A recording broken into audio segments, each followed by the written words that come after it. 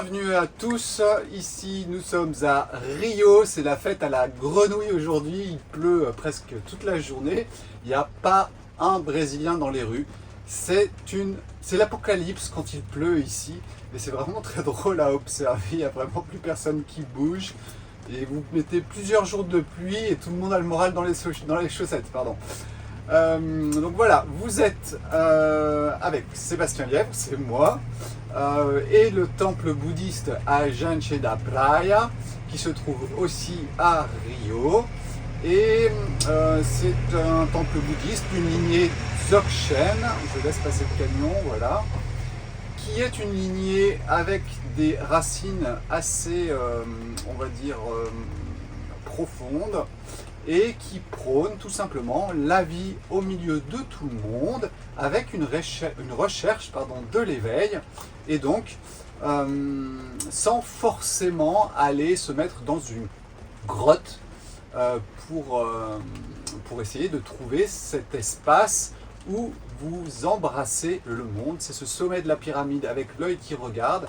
Vous n'êtes pas Dieu dans ce cas-là, vous êtes juste proche de lui et vous pouvez embrasser tout ce qui est autour de vous.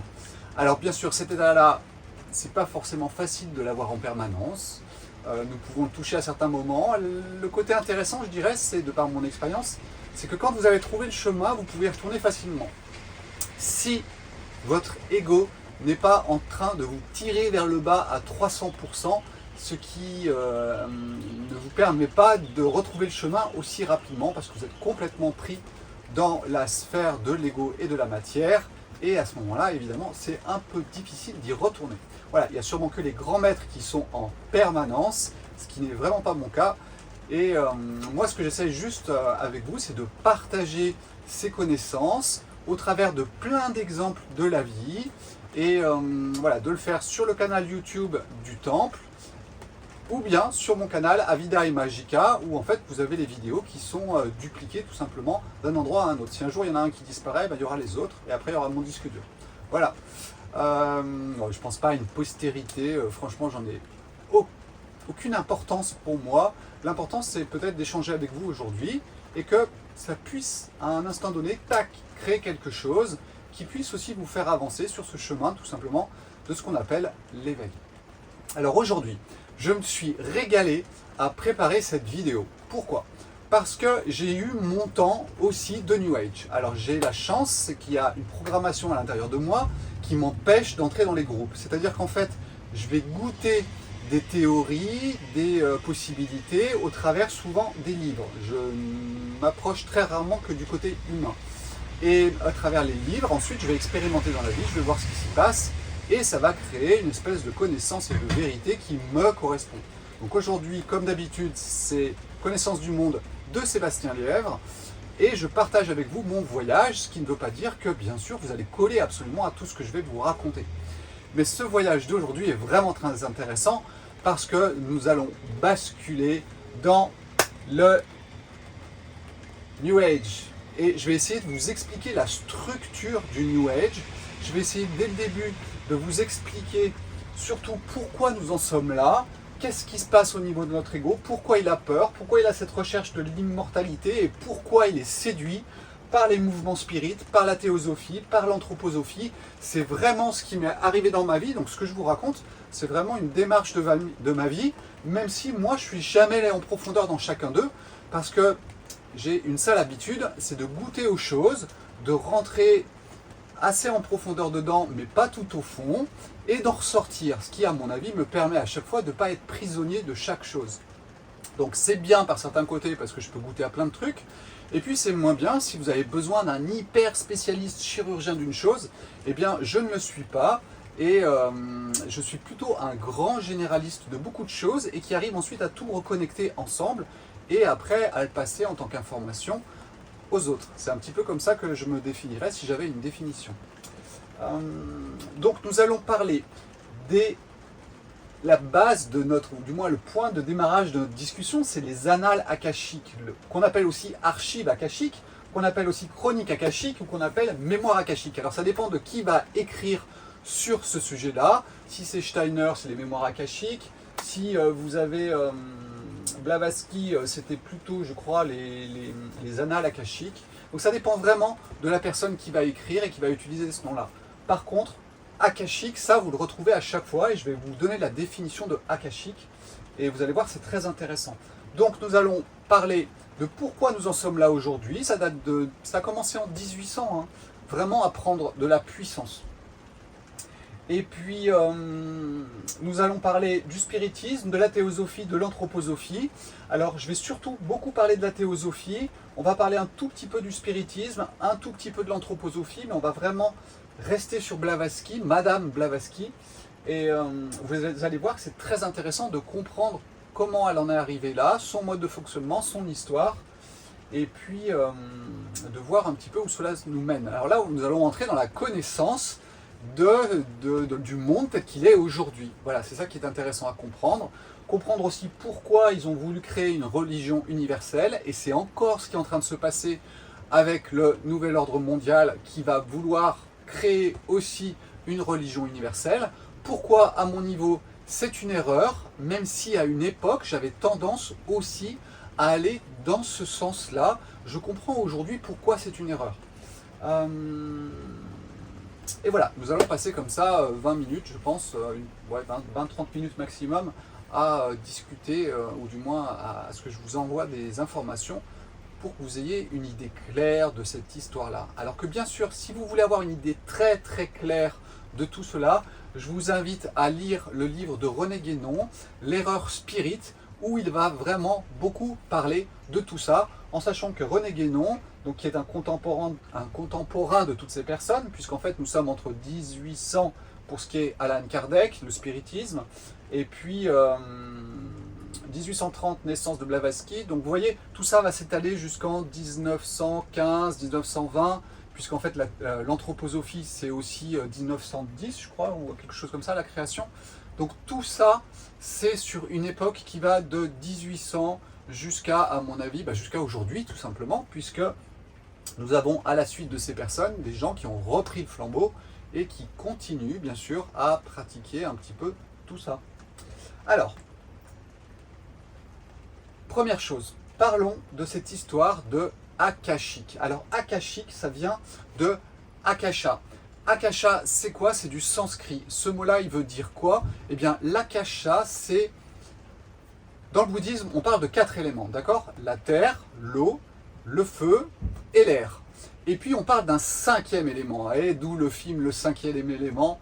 Eh bien, ce 5e élément, quelque part, ça serait l'espace. Ça serait cet espace dans lequel on baigne et qui va être la source de tout. Et cet espace-là, eh bien, tout simplement, il s'appelle akasha en sanskrit. Et le principe de ceux qui ont déclenché cette histoire d'annales akashiques, de mémoire akashique, etc., eh bien, tout simplement, ils ont pris l'idée que tout ce que l'on vit va s'imprimer dans ce grand espace qui est là, qui est l'akasha en sanskrit, et donc que nous pouvons aller lire dedans, et donc c'est une bibliothèque, ce sont des mémoires, ce sont des chroniques, et nous pouvons aller dedans chercher des informations. Voilà un petit peu le principe de ces annales akashiques. Alors je vais vous expliquer à un moment pourquoi, à mon avis, ils ont tort, et comment en partie ils peuvent avoir raison, parce que, encore une fois, la vérité, il y en a une autre, et peut-être il y en a une qui est beaucoup plus large et qui nous permet d'embrasser un petit peu tout. Pourquoi en sommes-nous là aujourd'hui? Alors, je vous répète, et je vais encore le répéter aujourd'hui, nous sommes entourés, nous baignons dans une énergie bien particulière. Je vous invite à passer sur ma page Facebook où je vous ai mis une petite vidéo du système solaire qui se déplace dans la galaxie. Eh bien, vous allez être impressionné, c'est qu'en fait, non seulement la Terre se déplace autour du Soleil, mais le Soleil se déplace aussi, et tout ça dans un grand bal qui est vraiment super beau à regarder. Regardez un petit peu, j'ai mis un lien où je vous le mettrai peut-être dessous sur cette vidéo sur YouTube. Moi, j'ai trouvé ça vraiment magique. Donc, notre système solaire traverse des espaces. Ces espaces, ils sont soumis aussi à des énergies, et au bout d'un moment, eh bien, nous faisons des cycles. Ces cycles, eh bien, ils vont avoir des impacts, bien sûr, sur l'être humain et sur nos vies. Ces cycles-là, ils vont se répéter, ça dépend de certains cycles. Vous avez des cycles solaires, à mon avis, il y a des cycles au niveau stellaire, il y a des cycles au niveau galactique, il y a plein de cycles qui existent, qui sont différents. Et ces cycles influencent ce que nous sommes. Si aujourd'hui, à partir de 1800, le spiritisme, la théosophie, l'anthroposophie ensuite, en 1900, ont pris de la puissance et sont aussi présents aujourd'hui dans nos vies, c'est que le terrain est favorable. Un cactus ne pousse pas en forêt amazonienne. Donc si ces théories sont présentes aujourd'hui et guident vraiment beaucoup de personnes aujourd'hui, c'est que ce n'est pas un hasard. Il y a quelque chose qui a poussé à ça. Si on réfléchit bien, vous allez voir qu'on tombe tout de suite sur une chose, c'est la peur de l'ego. Et oui, la matière est poussée à son extrême aujourd'hui. Donc en fait, il n'y a pas plus dans la matière que votre ego qui a peur de mourir. Et sa peur de mourir va être une recherche de portes vers l'extérieur, des portes de sortie de maintenant, là. Donc il va chercher à aller dans le futur, dans le passé, d'où du coup ces mémoires akashiques qui vous permettent de retourner dans le passé. Et puis il y a aussi ceux qui vont dans la voyance et donc dans le futur. Donc vous voyez que notre perturbation de l'ego va créer une recherche de portes de sortie. Et on va même aller jusque dans le New Age, où on va vous parler de 5e dimension, de 12e dimension, de 24e dimension.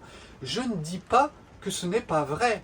Je dis juste que l'ego s'en sert parce qu'il a peur de mourir, qu'il cherche d'autres espaces qui sont différents, où en fait il sera plus rassuré, parce que dans cette hypermatérialité, je peux vous dire qu'il y a de quoi avoir peur, d'être triste et de pleurer, d'accord ? Et c'est pas vous qui allez me dire le contraire. Et justement, donc on cherche des portes de sortie. L'ego cherche des portes de sortie. Et souvent, je dis, je veux agrandir mon bac à sable. Et c'est tout simplement pourquoi ? Parce que je suis pas bien dans celui-là et j'ai envie d'aller dans un autre qui peut être mieux. Donc en fait, c'est vraiment cette poussée qui est créée au niveau des égos sur cette planète et qui, à mon avis, s'est amplifiée. On est vraiment entré dans le maximum du potentiel à partir de 1800. Pourquoi ? Parce que tout simplement, tout le monde a pu être touché. C'est-à-dire qu'à une époque, vous aviez les occultistes, les gnostiques. C'est-à-dire qu'en fait, cette science des règles de la vie qui était occultée. C'est-à-dire qu'elle n'était pas donnée à tout le monde, elle était réservée qu'à certaines personnes. Pourquoi ? Parce que quand vous connaissez certaines règles de la vie, eh bien si c'est votre ego qui vous en mêle, vous allez faire des bêtises. Donc pour moi, ça me paraît tout à fait logique que ces connaissances soient quand même pas divulguées. Or, nous sommes dans la divulgation. Donc aujourd'hui, tout s'éclaire. Mais vous allez voir que ce qui va s'éclairer, c'est le noir. Et quand je vous parlais des 144 000 dans la vidéo précédente, c'est simplement ça. C'est ces personnes peut-être qui ont accès à la lumière au milieu du noir. Et il y a un moment où il y a quelque chose qui va se passer, et nous sommes en plein dans ce moment-là, où le noir est vraiment très très fort, et effectivement il y a un petit groupe qui peut diffuser un petit peu de lumière, et ensuite de toute façon la lumière va être réattirée par le noir, c'est d'une logique implacable, et c'est tout l'art du taoïsme, et c'est tout l'art du sommet de la pyramide. Voilà, c'est comment le monde a été créé. Ce monde-là, dans cette dimension-là, d'accord, je ne suis pas en train de vous parler d'autres dimensions, je vis ici, aujourd'hui, et c'est ce qui m'occupe l'esprit. Si je commence à partir ailleurs, sur d'autres planètes, et je ne sais pas trop quoi, ce sont des réalités, mais ça peut être une fuite de moi ici. Or, c'est ici que je dois vivre ce qui est à expérimenter, semble-t-il, sinon je ne serais pas là.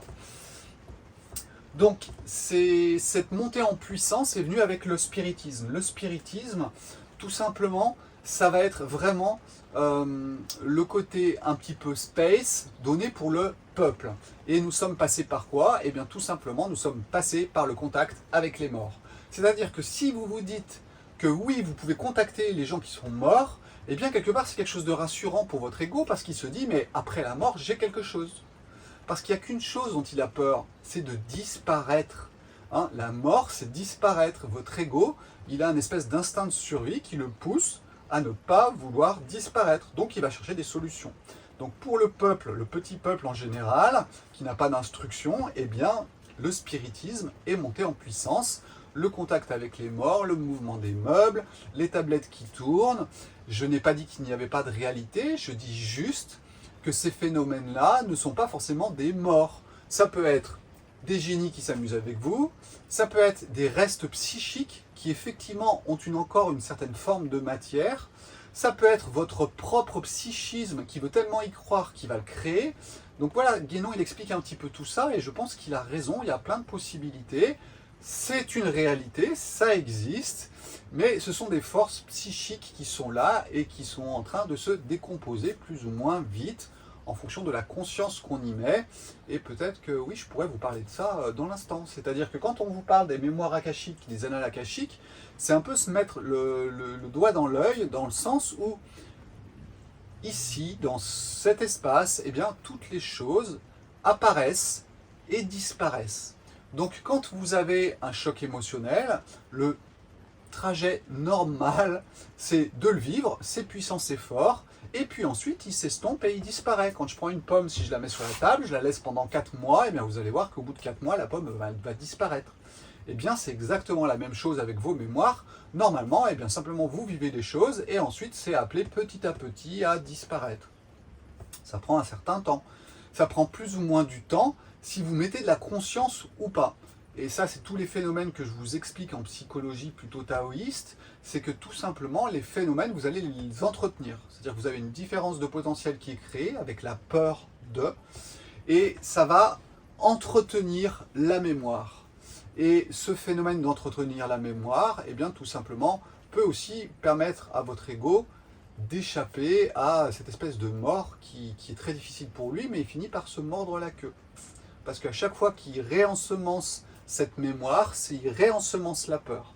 Donc c'est cette boucle que l'on décrit souvent dans toutes les traditions, qui est tout simplement d'être enfermé dans un cycle qui continue, qui recommence, qui recommence, qui recommence, parce que la conscience n'arrive pas à sortir du samsara, c'est ce que l'on appelle le samsara dans le bouddhisme, où en fait nous sommes enfermés dans nos désirs, nos aversions et nos désirs, aversion, répulsion, et puis il m'en manque un, désir, aversion, répulsion, et puis vous avez le sauveur, c'est le plaisir, voilà, tout simplement, les désirs, les plaisirs.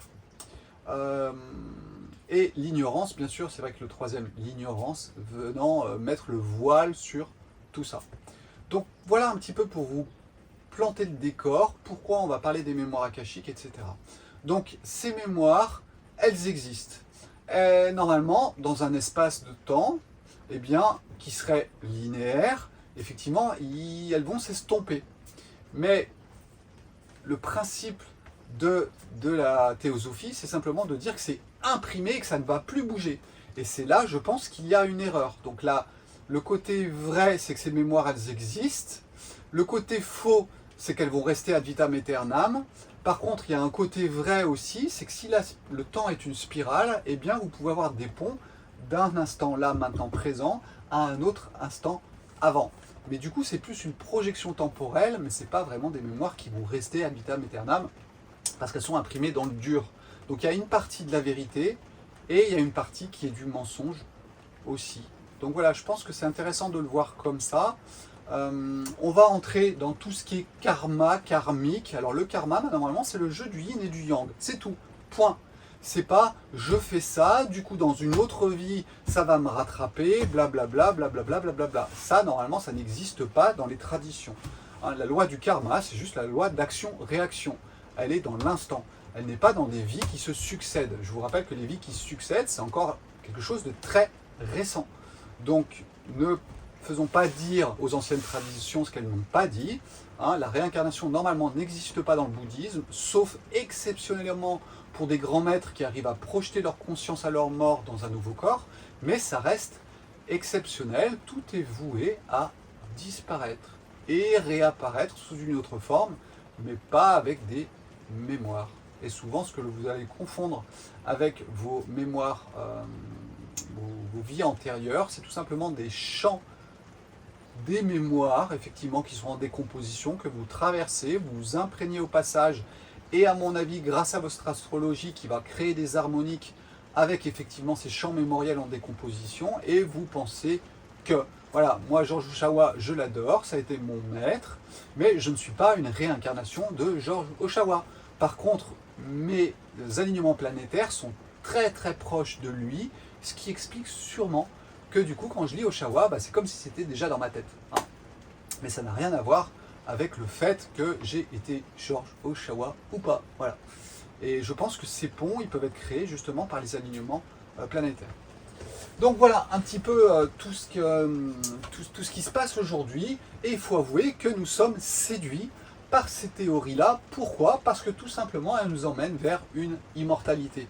Pour moi, le centre du problème est dans la peur de mourir et qu'on nous donne, qu'on nous séduit grâce à cette immortalité. Voilà, c'est pour moi le plus important à comprendre et qui est la racine de toutes ces choses. Je vous ai parlé du spiritisme avec Allan Kardec, parce que 1804, c'est la naissance d'Allan Kardec.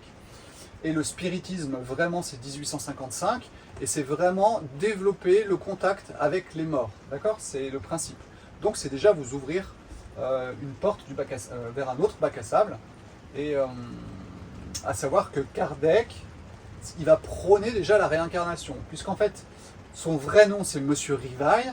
Et il va s'appeler Kardec parce qu'il serait la réincarnation d'un druide qui s'appelait Kardec. À savoir que ce monsieur, le début de sa vie, c'est intéressant. En fait, il essayait vraiment de prôner une éducation différente et il était vraiment dans le côté relationnel. Et puis, l'association qu'il va créer, tout ça, ne va pas vraiment fonctionner, faute de financement. Et ensuite, là, il va y avoir une bascule dans sa vie. Et en 1850, il est régisseur des spectacles d'illusion. Donc vous voyez que le spiritisme, le contact avec les morts, etc., et le monde de l'illusion, eh bien, nous sommes en plein dedans. Donc ça, c'était réservé pour le petit peuple. Et puis, si vous êtes un peu plus intelligent, et puis que vous pouvez intégrer avec tout ce qui va être des anciennes traditions, des anciennes religions, de la connaissance, de la gnose, vous mélangez tout ça ensemble, et puis vous allez tomber sur la théosophie, puisque la théosophie, c'est le premier niveau. Ensuite, vous allez avoir l'anthroposophie. Alors moi, j'aime bien les voir comme un triangle, d'accord?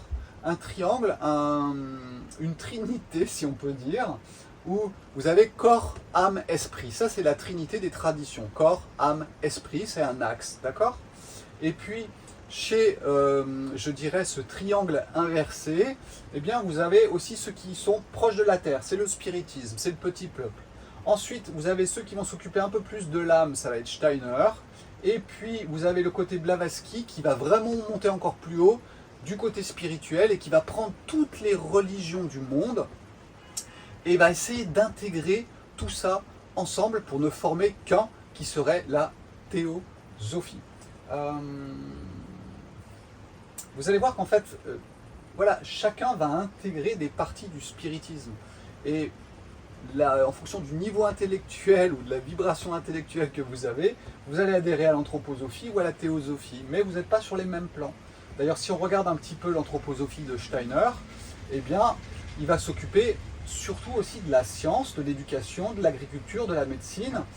Donc vous voyez, c'est déjà assez proche de la matière.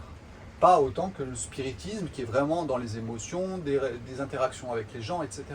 Là, on va vraiment l'appliquer dans la vie à certaines choses. Je reviendrai après sur Steiner.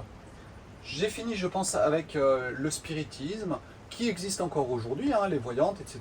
Quand ils parlent avec les morts ou quand on fait tourner une petite tablette qui vous donne des réponses, vous êtes dans le spiritisme et en contact avec quelque chose. C'est soit vous qui le mettez en place, soit vous êtes en contact avec des petites entités qui s'amusent à être proches de vous et à profiter de vos émotions pour survivre, ou alors vous êtes tout simplement vous-même le créateur de ce qui est en train de se passer devant vous à travers votre propre émotionnel. Donc ensuite, repassons à la théosophie. Donc la théosophie, c'est vraiment, je dirais, la cheftaine de la théosophie, c'est Madame Blavatsky. Alors Madame Blavatsky, elle est née où? Eh bien, elle est née en Ukraine. Alors ça, c'est très drôle parce que là, c'est vraiment dans l'actualité du jour. Elle est née en Ukraine et elle a vraiment des capacités hors du commun. Je pense que c'est une femme qui est née avec des capacités intellectuelles fortes. des capacités, entre guillemets, de sorcière fortes. Donc ce qui lui permet d'aller dans plein de trucs différents et d'essayer de regrouper tout ça en un. Et la théosophie, c'est vraiment ça. Elle a, si vous regardez un petit peu sur Internet, vous allez voir tous les voyages qu'elle a fait. Elle a voyagé, elle a vu les Amérindiens, elle a vu les chamans, elle a vu des vaudous, elle a vu des yogis, elle a vu des sorciers spirites russes, elle a vu plein de monde. Et il n'y a qu'une seule chose, semble-t-il, où on doute un petit peu, c'est sur le Tibet, qui, semble-t-il, lui a été un peu interdit. Alors, est-ce qu'il y a une raison vraie ou pas à ça? Je n'en ai aucune idée. Mais de toutes ces informations, elle parlait plusieurs langues. Elle était capable de jouer de la musique sans avoir appris la musique, je dirais, de façon scolaire. Donc on a affaire vraiment à une femme qui a des capacités extrêmes, de peut-être lire dans la pensée des autres, etc. Voilà, tout est possible. Elle a vraiment des capacités extrêmes qui lui sont données soit par elle-même, soit par des choses qui l'habitent. Et elle va créer, en 1875, la société théosophique. Donc, l'histoire, le principe de la société théosophique, ça va être vraiment d'essayer d'emmener tout le monde vers une fraternité universelle. Vous allez voir, c'est vraiment ce qui se passe aujourd'hui. Et le principe, c'est vraiment à chaque fois de tout regrouper en un et d'enlever toutes les couleurs. Alors, ce qu'il faut bien comprendre, c'est ça. C'est que toutes les couleurs, c'est pas dangereux. C'est quand une couleur veut tuer les autres couleurs que ça devient dangereux. Et cette universalité, quelque part, elle est une forme, pour moi, et une volonté de tuer toutes les couleurs. Alors c'est difficile à expliquer, voilà, j'espère que vous allez pouvoir le ressentir comme moi, mais voilà, moi aussi j'ai cette forme d'universalité, pardon, qui est présente en moi, mais qui aujourd'hui s'est transformée. C'est-à-dire qu'en fait, elle est vraiment en dehors de toute couleur. Donc il n'y a pas d'universalité sur cette planète, il y a des couleurs qui sont différentes, il y a des époques qui sont différentes, il y a des civilisations qui sont différentes, mais vouloir tout mettre ensemble me paraît difficile parce que justement quand on met tout ensemble, on n'est plus là, on n'est plus ensemble justement, il n'y a plus rien. Donc je pense que cette recherche est encore une fois une peur du monde avec toutes ses couleurs, avec bien sûr la violence, avec beaucoup de choses comme ça, et c'est d'aller vers l'amour, l'amour, l'amour, et même si ça arrivera un jour, il est sûrement possible qu'il y ait un cycle où il y ait beaucoup d'amour sur cette planète. Alors je parle d'amour humain, d'accord, mais aujourd'hui ce n'est pas le cas, et vous comprenez pourquoi nous sommes autant attirés par ces côtés-là. Donc cette Madame Blavatsky, vraiment, la théosophie, il y a un moment, c'est vraiment en Inde qu'elle va être implantée. Et si vous avez déjà entendu parler de Madame Bezan, eh bien, vous êtes aussi dans la théosophie. Rudolf Steiner a passé 18 ans en tant que théosophe, avant de rompre avec la théosophie. Il faut savoir aussi que Gandhi a été très proche de la théosophie. C'est la théosophie qui a aidé Gandhi à créer une nation quelque part, basé sur l'hindouisme aussi, et voilà, c'est la théosophie qui était derrière Gandhi. Krishnamurti, pour ceux qui le connaissent, eh bien, Krishnamurti, c'était le sauveur du monde, selon Anne Besant. Donc là, nous sommes en Inde, elle a identifié un enfant qui a des capacités particulières, et elle veut en faire le sauveur du monde. Ça va être le principe de ce côté-là de la théosophie, c'est de mettre un sauveur du monde qui serait Jiddu Krishnamurti. Alors, Krishnamurti, franchement, moi je l'adore, d'accord ? Je l'adore dans ce qu'il écrit, parce qu'il écrit sur la matière. Et ça, c'est super intéressant. Il écrit un petit peu sur la métaphysique, mais la matière est la plus intéressante, je pense, à expérimenter dans ses écrits. Parce qu'au moins, il vous dit les choses droit dans les yeux, et c'est clair et net. Il faut savoir que Krishnamurti, il va dissoudre la théosophie, ou du moins le groupe qui était autour de lui, et la théosophie va continuer quand même de vivre. Mais Krishnamurti va vraiment rejeter la théosophie parce qu'à un moment il a dit il faut arrêter. Il a tellement été enfermé par les théosophes qu'il va complètement rejeter quelque part toute forme de religion. Et ça s'explique, il est humain, il est allé dans un extrême, il le rejette et donc il arrive dans autre chose.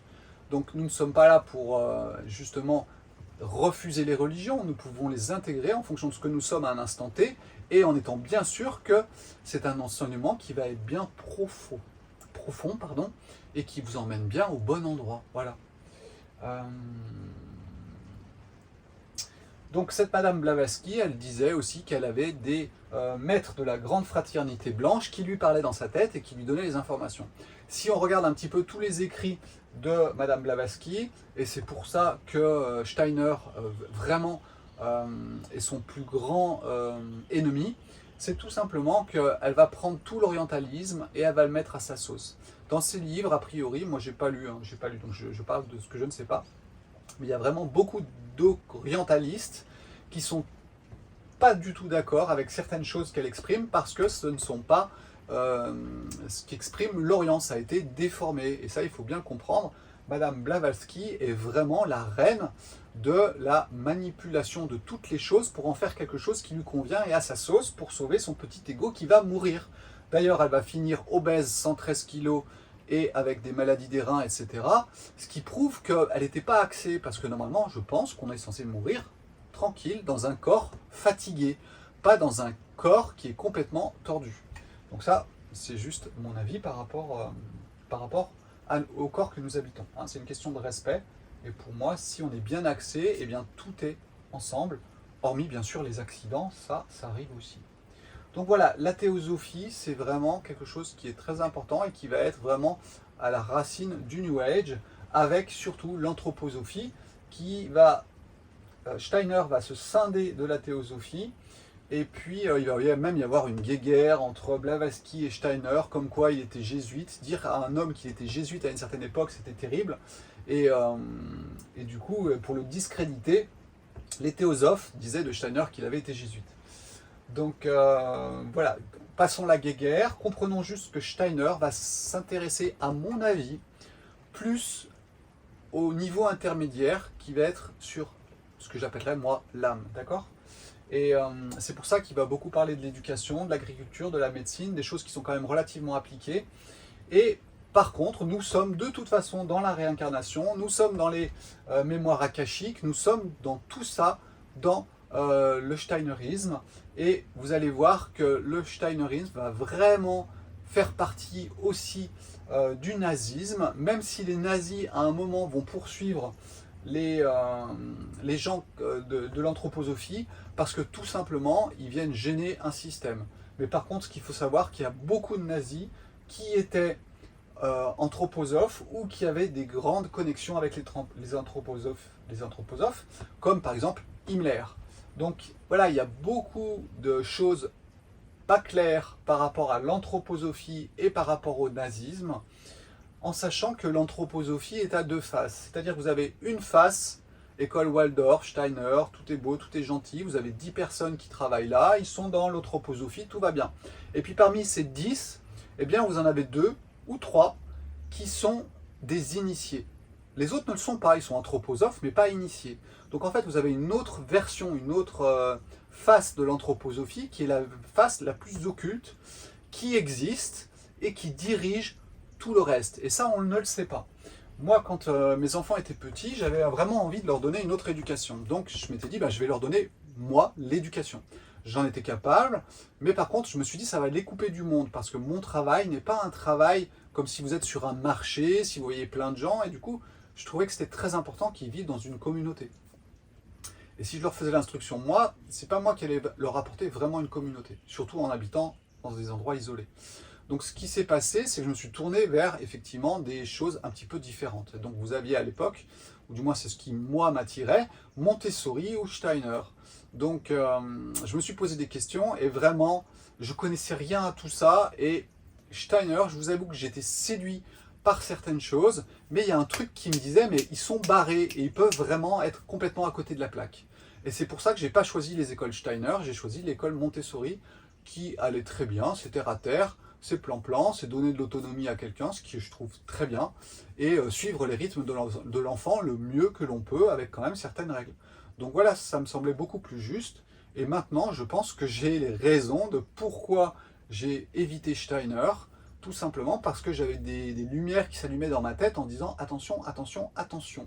Et c'est une réalité. Hein. Les écoles Waldorf, Steiner, Waldorf, eh bien, c'est vrai que ce sont les écoles de l'anthroposophie Méfiance, méfiance, méfiance. Voilà, ça dépend de, encore une fois, de la malléabilité de la personne. C'est-à-dire que si la personne, elle peut s'en sortir à un moment, c'est très bien. Sinon, vous êtes enfermé dans un monde totalement figé par rapport à certaines données. Donc voilà, aujourd'hui, nous sommes avec beaucoup d'anthroposophie derrière nous. La théosophie est encore très très présente, le spiritisme il y est aussi, parce que quand vous allez voir la voyante, etc., on tombe un petit peu dans le spiritisme. Donc aujourd'hui c'est un mélange de tout ça, et de tout ça va apparaître quoi? Eh bien une religion universelle, que tous les hommes sont égaux, etc., etc., etc. Nous sommes vraiment dans la racine de la théosophie quelque part, qui prônait une fraternité universelle. Donc voilà.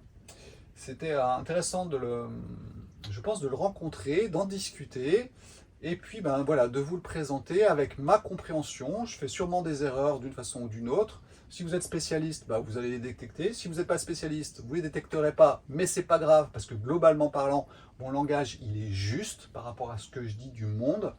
Et vous allez avoir une autre image peut-être aujourd'hui de l'anthroposophie, de la théosophie, et puis bien sûr du spiritisme.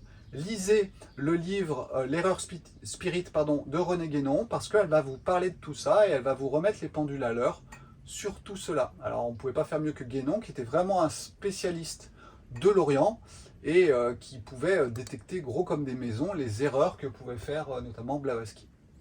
Malgré sa très très grande intelligence, parce que nous avons affaire à une personne qui était très très très intelligente. Voilà, une capacité à intégrer des informations et à les remodeler, évidemment, à sa sauce, mais nous avions affaire à un cerveau très bien fait à ce niveau-là. Voilà, ciao ciao, je pense que c'était la dernière vidéo que je vous fais ici au Brésil. Je repars en Bretagne donc pour travailler, faire les semaines de jeûne. Septembre, je suis plein. Octobre, si vous voulez venir en Bretagne avec moi, eh bien ça sera avec plaisir, voilà, tout simplement.